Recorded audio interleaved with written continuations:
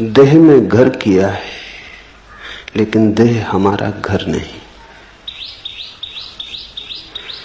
जैसे कोई परदेश में बस जाए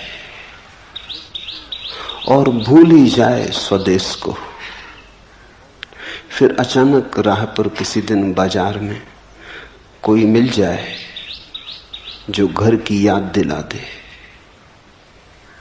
जो अपनी भाषा में बोले, तो एक क्षण को परदेश मिट जाएगा, स्वदेश प्रकट हो जाएगा। शास्त्र का यही मूल्य है, शास्त्राओं के वचनों का यही अर्थ है। उनकी सुन के क्षण भर को हम यहां नहीं रह जाते, वहां हो जाते हैं जहां हमें होना चाहिए। उनके संगीत में बहकर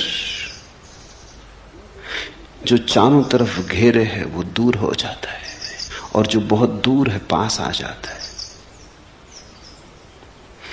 अष्टावक्र के वचन बहुत अनूठे, सुनोगे तो ऐसा बार बार होगा। बार बार लगेगा पृथ्वी पर नहीं हो, आकाश के हो गए, क्योंकि वे वचन आकाश के, वे वचन स्वदेश से आए, उस स्रोत से आए जहां से हम सबका आना हुआ है, और जहां हमें जाना चाहिए, और जहां जाए बिना हम कभी चैन को उपलब्ध ना हो सकेंगे।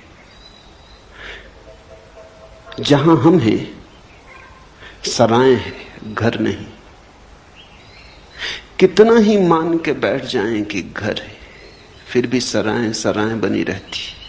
समझा लें, बुझा लें, भुला लें, भेद नहीं पड़ता। कांटा चुभता ही रहता, याद आती ही रहती। और कभी जब ऐसे किसी सत्य के साथ मुलाकात हो जाए जो खींच ले, जो चुंबक की तरह किसी और दूसरी दुनिया का दर्शन करा दे, तो लगेगा कि हम पृथ्वी के हिस्से नहीं रहे। ठीक लगा, कल प्रवचन सुनते समय ऐसा लगा कि मैं इस पृथ्वी पर नहीं हूं। इस पृथ्वी पर कोई भी नहीं है।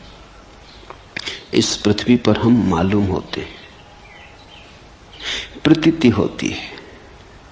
सत्यता हम आकाश में है, हमारा स्वभाव आकाश का है। आत्मा यानी भीतर का आकाश, शरीर यानी पृथ्वी। शरीर